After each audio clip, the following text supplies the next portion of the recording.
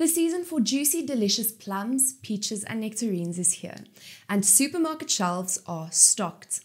Besides being super nutritious, juicy and delicious, they are also very versatile in the kitchen. Today we chat to Jacques du Preez from Hortgro about the production season for stone fruits, and celebrity chef Jenny Morris shares some interesting tips for using these fruits in the kitchen.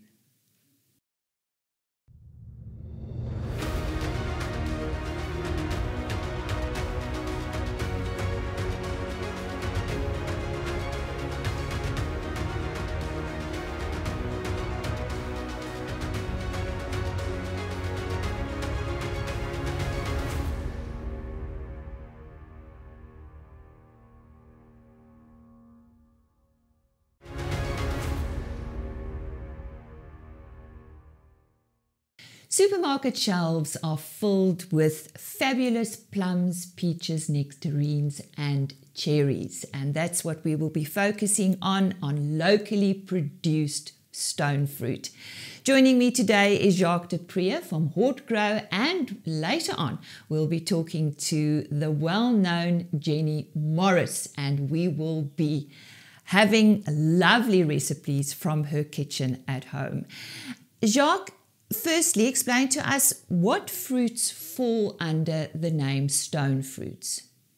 Well, the stone fruit category comprises apricots, peaches, nectarines, plums and prunes, and then also cherries.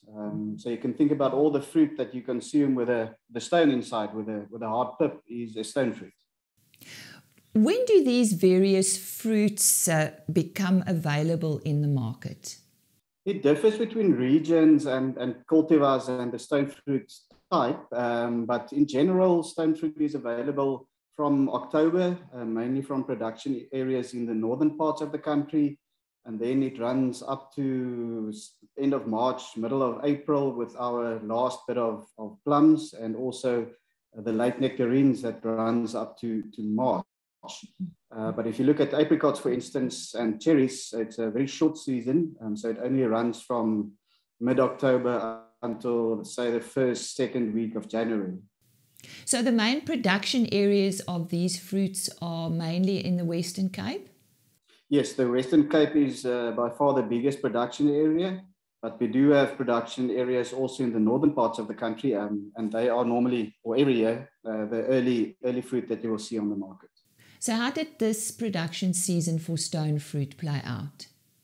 After the years of drought that we experienced, specifically in the Western Cape, our previous season, the 2020-21 season, was actually a very good one in terms of volume.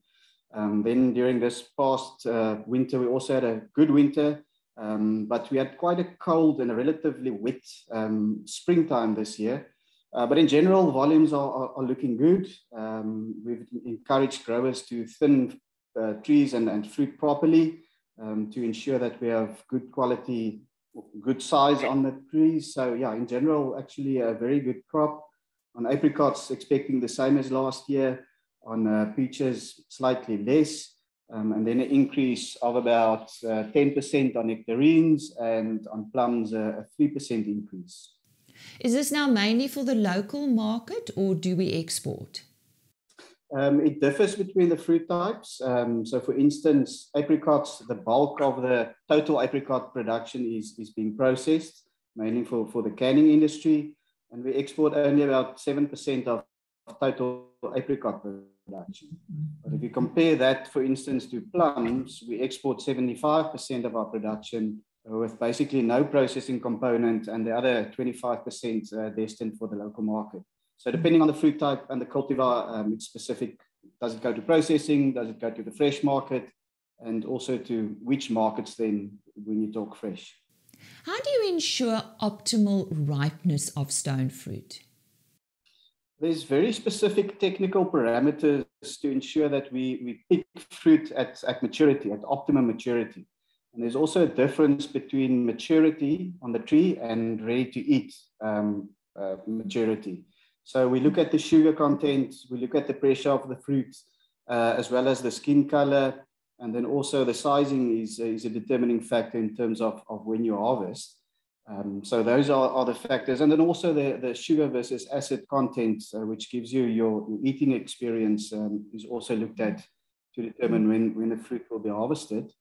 And I mentioned maturity because stone fruit is, let's talk plums, it's a climacteric fruit, which means that it ripens after harvest still, compared to, for instance, table grapes, which doesn't get any riper when you harvest it. So you harvest it at a more riper stage than stone fruit, for instance. And we have to keep that in mind because we spoke about the export market now, but it takes us in excess of 20 days from when that fruit has been picked until it arrives in foreign markets in the hands of the consumers. So it's a very researched and technical process that we follow in terms of harvesting, the cold chain, and also then triggering or ripening of fruit when it arrives. And for us as consumers, how can we ensure that we pick the best fruits in our supermarkets? It's going to sound a bit funny, but look out for a healthy fruit, one that looks healthy, in a good condition, and also look at the coloring of the fruit, if it's properly colored. And that will give you, it can still be firm due to the process that I've just explained, why we treat fruit and why we harvest it at certain maturities. So still firm on plums, take it home, keep it in the fridge for a day or two, then take it out and leave it at room temperature, and just monitor the ripening of that fruit, and then you will have a soft and juicy plum to eat. On peaches and nectarines, slightly different. So when you buy it, take it home. If it's not completely ripe yet, just leave it on your fruit bowl at room temperature for a day or two, and also monitor the ripening, and then you'll be good to go. And that was Jacques du Preez from Hortgro. And when we come back, Jenny Morris in her kitchen.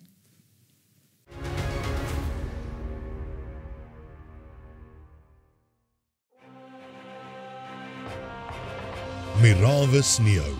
Sien die verskil.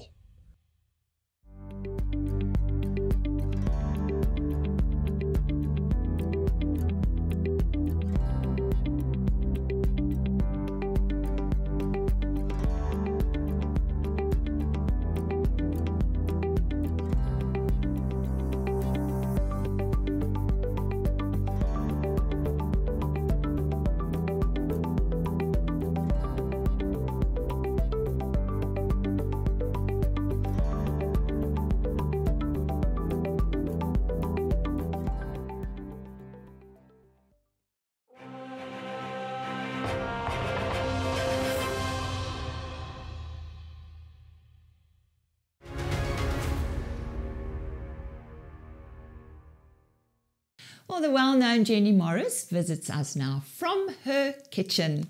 Jenny, while a plush peach or plum is delicious on its own, stone fruit can spruce up your summer kitchen creations. What have you got to say about that? Well, you know what? Everybody thinks of stone fruit, and stone fruit has many categories because you've got peaches, plums, you've got nectarines, you've got different types of plums, you've got apricots, and you've got cherries.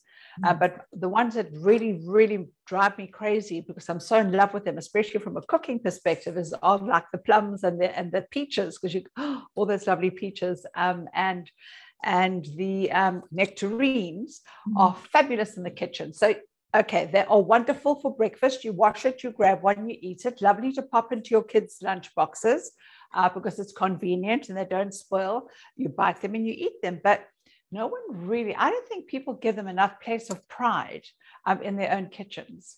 Now, I just did a thing last night, actually, with nectarines.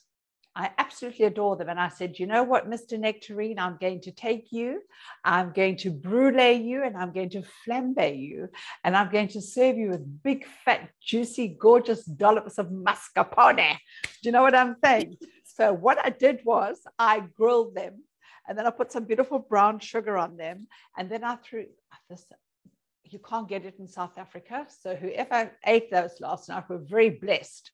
I took some beautiful maple, it's like maple syrup, but maple liqueur. and I splashed it all over the top. But I mean, you could do that with whiskey or with a little bit of brandy if you wanted to, or even orange liqueur. And I set that baby alight. Oh my goodness me, it was delightful. And then ice cream, you could use thick Greek yogurt. So there's an instant dessert that, I mean, how can you go wrong with that? I use them like in my restaurant. I make this beautiful wasabi chicken salad with it, where I shred the chicken and make lovely wasabi. So it tastes like sushi. The sauce is like sushi with these beautiful grilled aubergines and lots of beautiful fennel. So it has such a wonderful place in our kitchen, you know, and South Africans love eating savory with sweet. So yes, we need to hero those stone fruit people, and you need to love them, revere them, and put them on a little pedestal, because it's a very short period. So love them like I do. So on the other side, what nutritional benefits do stone fruit have?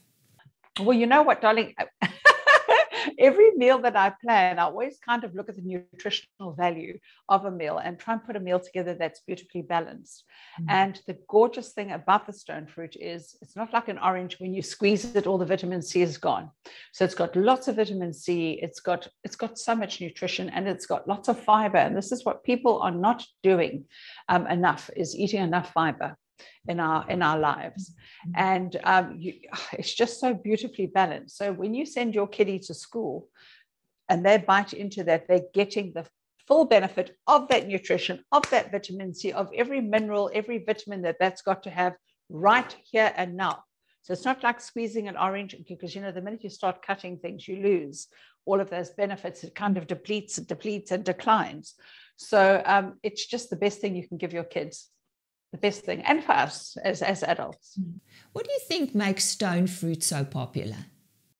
Well, it's sweet and it's fragrant and it's perfumed. If you look at, I mean, for me, I think a lot of us grew up as kids having cling peaches in a can for dessert with ideal milk or with fresh cream or with a little bit of, and that was a big fat treat, you know, because our parents never ever would poach. My mother actually, she was very good. She would poach peaches and pears and things like that. But I think they're popular because, number one, they are delicious. I mean, I haven't come across one person who doesn't like a stone fruit, you know, and you have all those different beautiful peaches. There's so many different types of peaches. You've got beautiful plums from green gauge right down to a prune. And I love those big black juicy ones.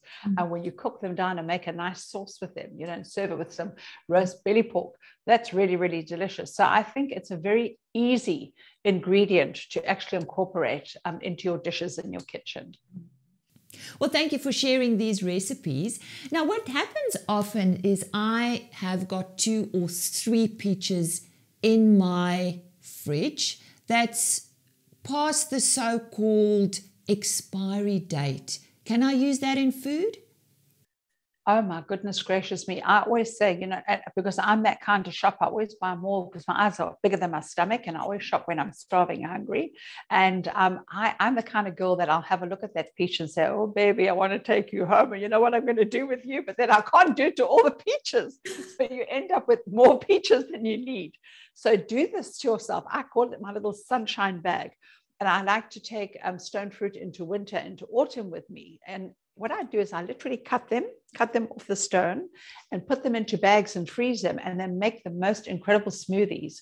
And you just pop your hand in and you can have this lovely mixed stone fruit smoothie, which is fantastic. And all you're really adding to that is you don't even need to use ice because they're beautifully iced.